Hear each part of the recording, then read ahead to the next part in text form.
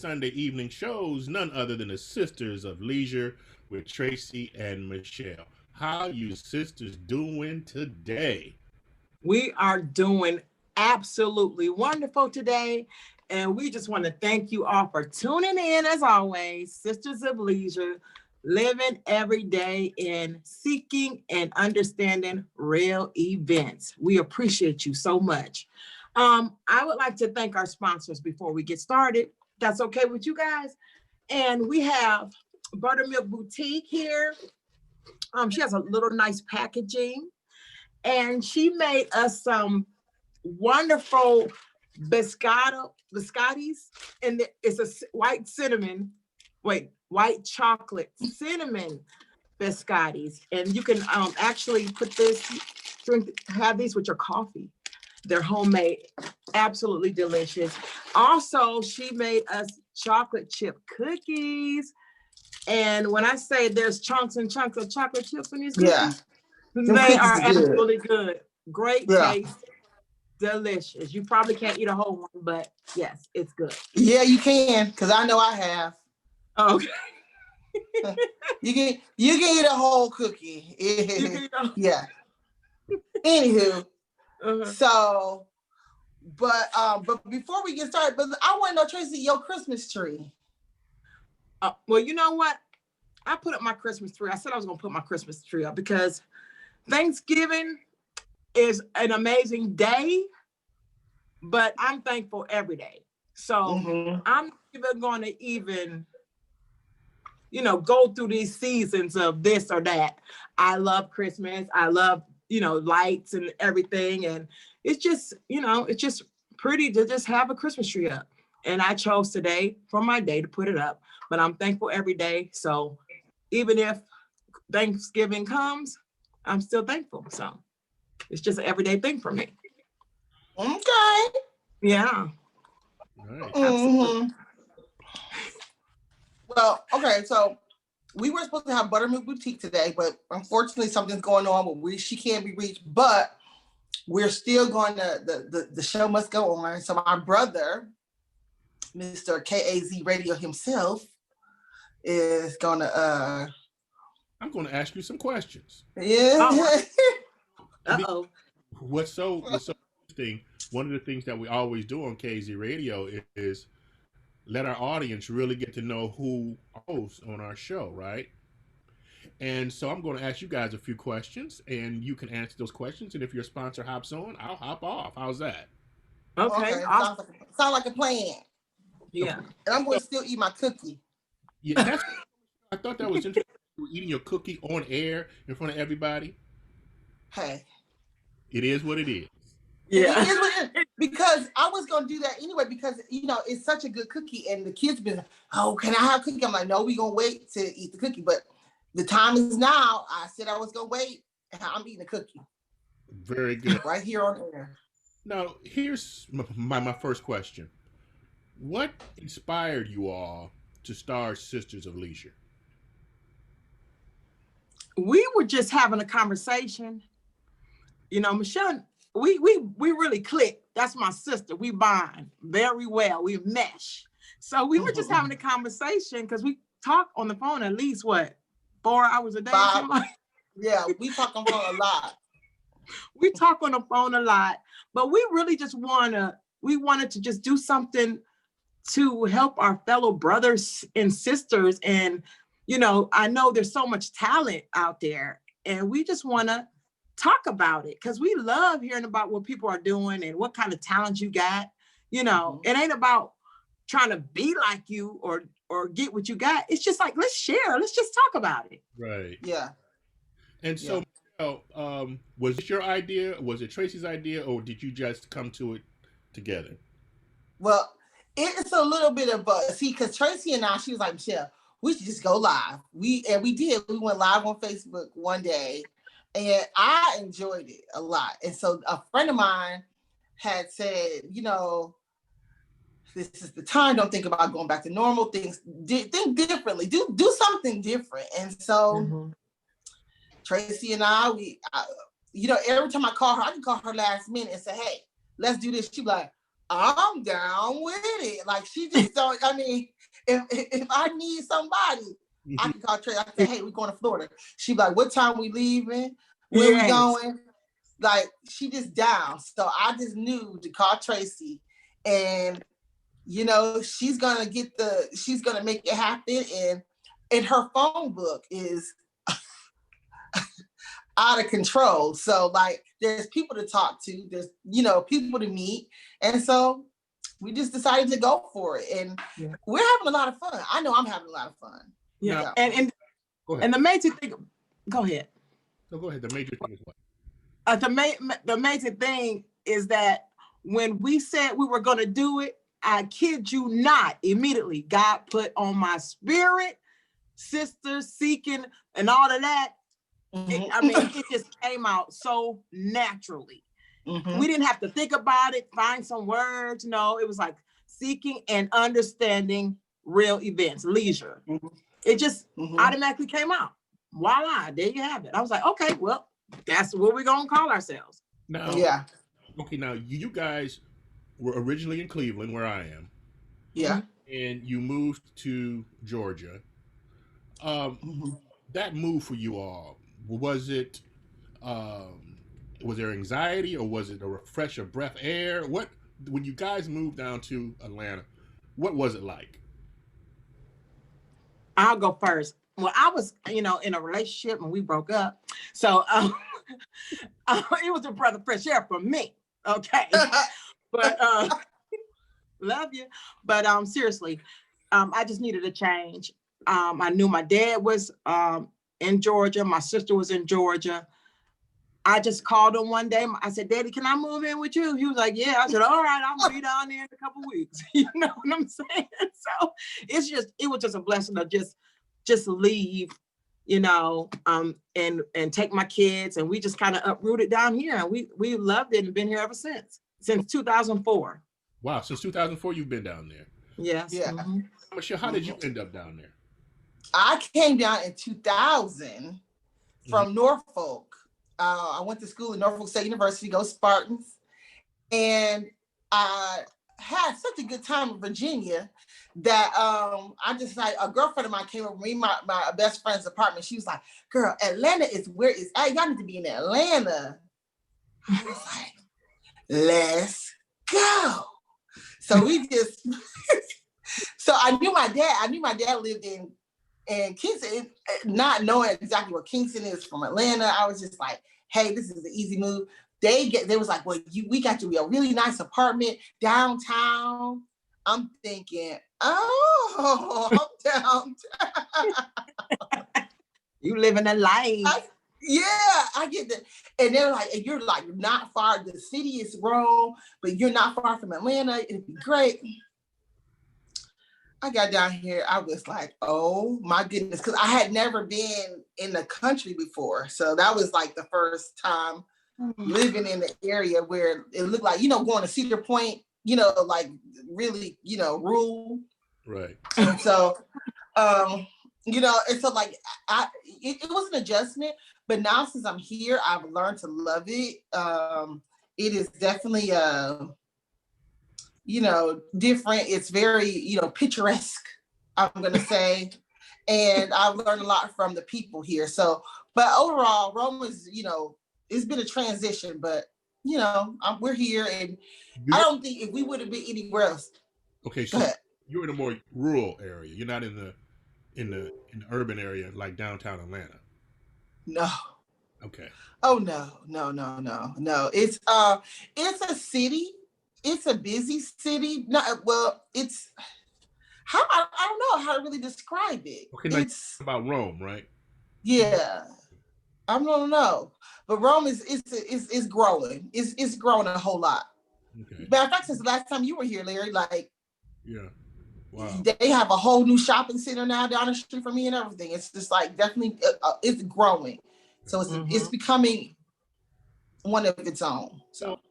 Now Atlanta, Georgia I've always thought it to be, and maybe some of our audience always thought it to be, like a really great place for us Black people, African Americans, who want to, identify as. Is it as good as a lot of people think? Yeah. Well, I love Atlanta. Where's she going? I'm back. I love Atlanta. I think Atlanta is a perfect place to connect for business owners, entrepreneurs. There's a lot of Black wealth in Atlanta. Okay. And it's a good place to connect, to network. Okay. You know, so yeah. Come down to Atlanta and open up our third KZ radio studio, and you think I'll do good down there? Oh, you do amazing. Oh, yeah. People are really like I met a young lady, and and I shared with her your information, and hopefully she'll give you a call. But a lot of people they have ministries and everything that they want other people to hear all over the world, and you have that platform to allow that to happen. So I think you would do absolutely great. You know what? Tell me about your family life. My family life. Whew. Yeah. Children, husbands, what? I got a 21-year-old living with me. So I always say she's annoying, but she's just a really amazing. She's really a really cool person. She's really laid back, and she's always getting on my case about being loud because she say I talk loud and stuff like that. But she's something else. And my husband, he's just a couch potato. He like to chill, and I'm okay with it, and he's okay with me being out doing what I do, and I'm okay with him chilling, So my life is great. I enjoy it. And then I got a dog that hides from me all the time, but my life is great. I got a son. He's down here as well. He's doing his thing. He don't bother me all like that because he a man. He doing what he's supposed to do, right. So I'm just happy about my life because everybody is doing what they like and they're happy with it. And I'm happy with it too. How's your family life? It's good. We are a rambunctious bunch. I have 2 boys. They are amazing. And they're very smart, very easy to speak with, talk to. They have their personalities. And they're really good young men. They're growing up to be very interesting, and they both have a personality of their own. And we're making it happen. We're living every day, and to raise 2 young Black boys, at one point was very scary to me because their dad passed away. And I was like, I'm going to have to do this on my own. And how do I do this on my own? Because the statistics show, all these things. And I just had to kind of block that out and say, no, you're going to communicate with them. You are going to show them the love that to show them. And you're going to expose them to what it is to be young men. So, as Uncle Larry and Uncle Chris and Grandpa, and myself, Tracy, Uncle John, Mama, Papa, their uncles and grandparents in Virginia, love on them hard and see, and that's all we can do. So we're doing good. They're doing well. So, and I'm happy. Up here, sometimes in our nightly news, the Atlanta area is on the news, be it high in COVID or, black men getting killed and all kind of things, that are negative, unfortunately. And I'm sure you probably see things about us here in Cleveland as well. How has that affected your lives in Atlanta, Tracy? I'm gonna be honest. I do have a 25-year-old son, and all I do is pray for him, and always cover him and to make sure he is safe and secure, but it really hasn't affected me in a way that I would have thought. I've seen it on the news, but I just live, I don't, sit around being afraid to go outside. I wear my mask like I'm supposed to. I respect others as well as myself when it comes to doing that. But other than that, it makes me sad, and it breaks my heart to know that people have lost loved ones because of, Black men losing their lives.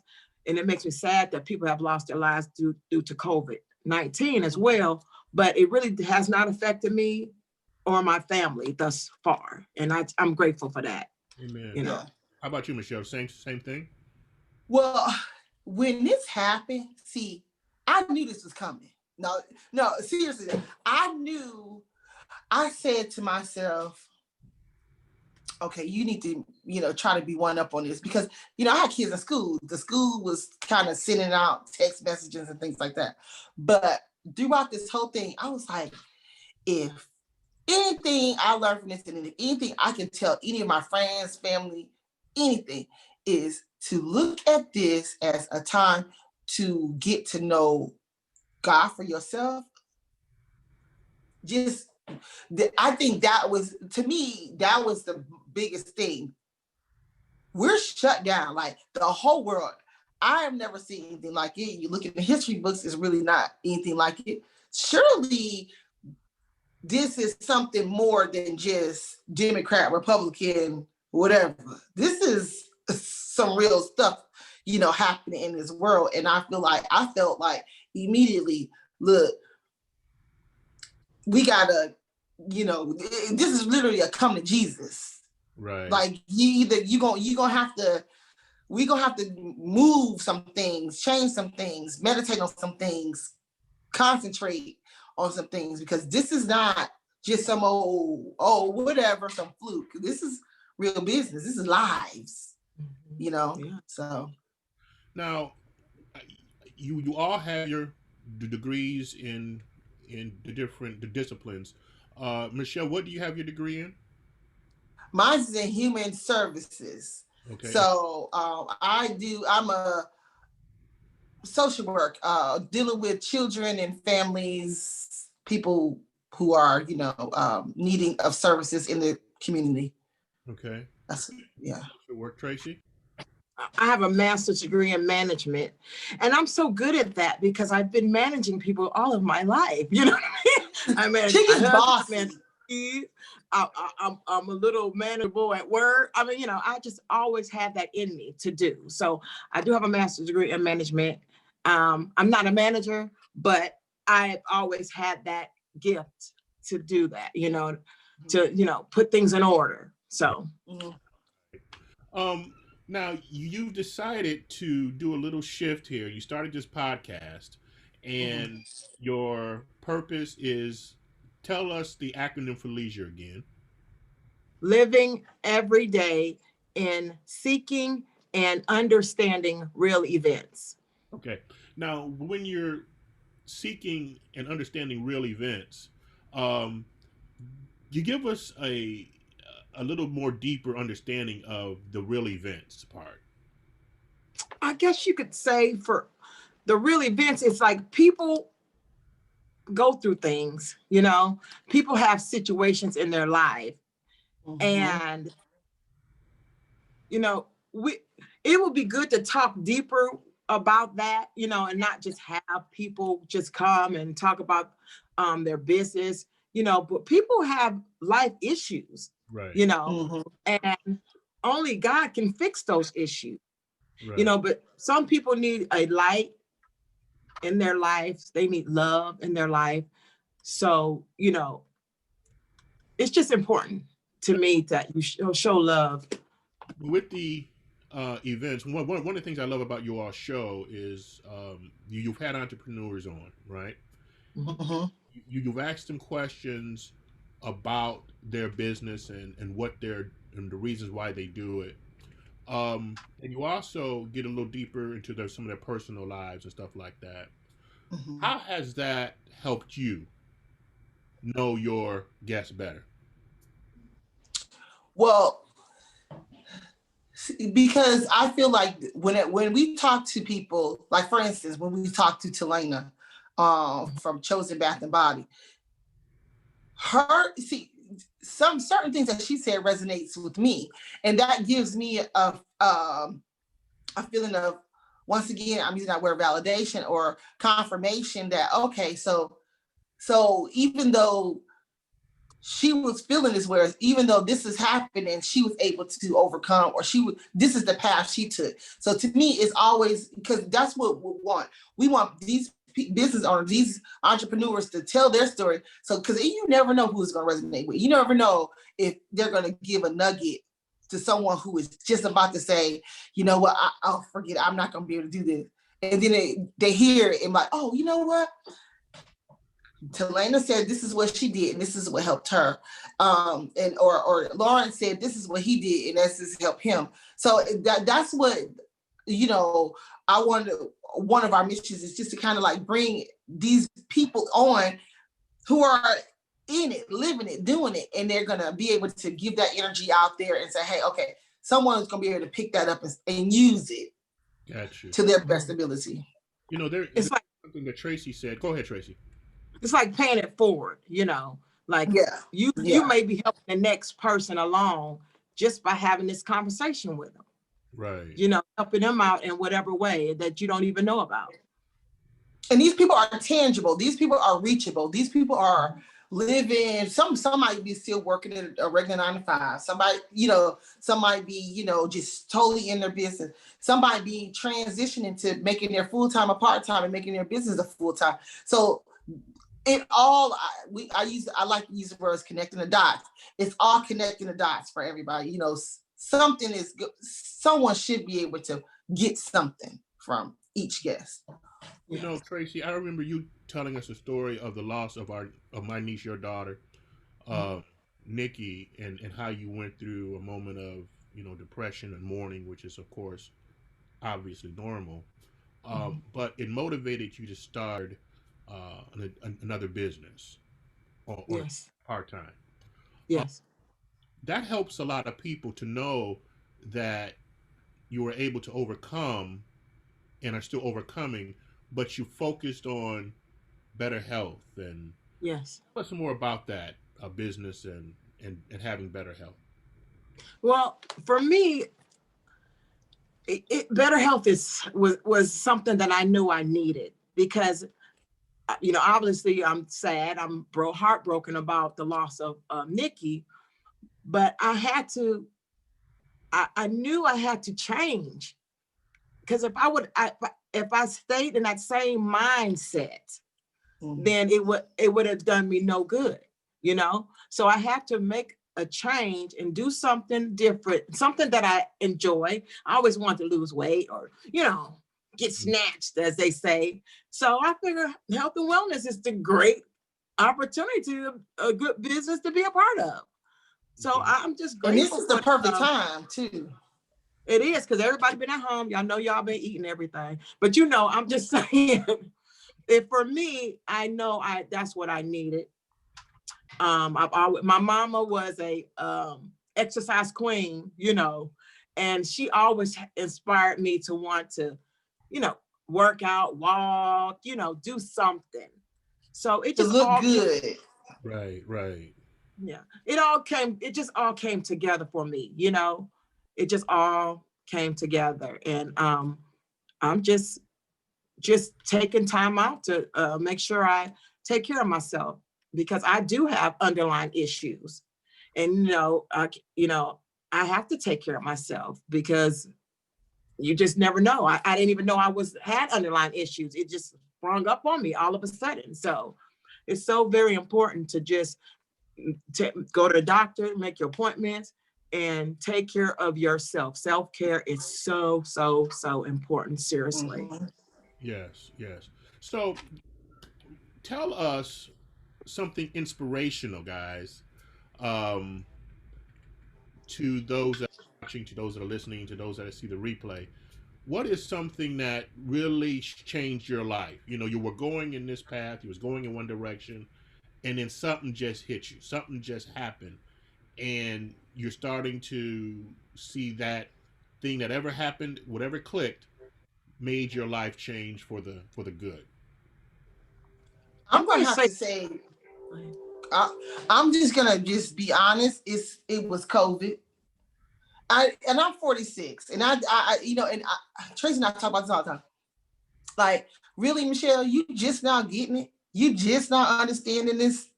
or beginning the process of understanding your purpose, what you're here for, what you need to be doing.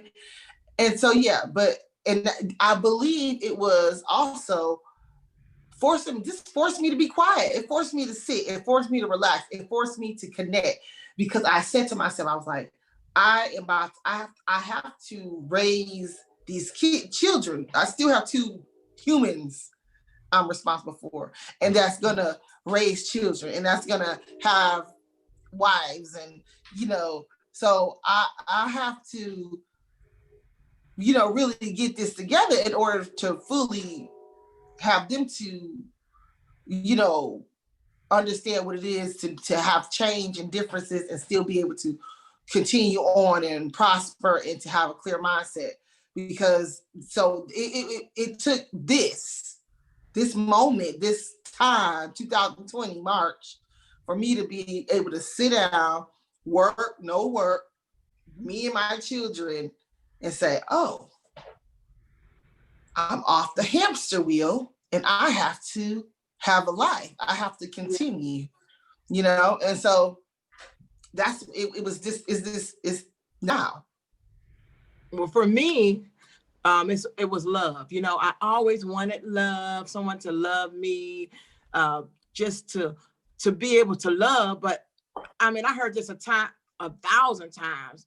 If you don't love yourself, you can't love nobody else. Well, apparently I wasn't loving myself for a very long time. You know what I mean? and I just figured it out. It's like, it just clicked. This is my season. It was time. Like, you talk, like, for wives, you mad at your husband for whatever reason. I don't know. Y'all go back and forth, bicker. All that is unnecessary. You're going back and forth. You're holding grudges. Stop that. That don't get you anywhere. And it don't serve you. It don't. And I was doing that. I could find myself doing that, but my life wasn't getting better. Right. So this situation, this COVID-19, it really allowed me to quiet myself as well, and just be quiet, like just listen. Right. So I just got a lot of love in my heart. I just love so much. I love people. I love myself. I love the Lord. Love is important, and it covers a multitude of sins. That's the thing I love about love. It covers a multitude of sins, and it's just so important. It's so important. Well, I am so much looking forward to your season going through the rest of the year into the next year, 2021. We got 3 minutes left. Real quick, tell me and tell our audience, what is your goal for 2021, or have you thought about it yet? As far as of leisure. Okay, well, our goal is to continue to spread the word, to normalize entrepreneurship, Black entrepreneurship, Black businesses, to get the word out for people to start using our services, and as best as possible in all areas. So that's what I want. That's what I want the goal to be, to put the word out for use of our services. Yeah. And my goal is like to just get a bunch of women together, and we just love and encourage one another. I think that is so important. We talk about what we may be going through, or maybe somebody can help the next person. But just Sisters of Leisure means so many things. And I'm just happy to have my sister with me. Look at my tree. See, my tree acting up again. It's caught the curtain. Well, yeah.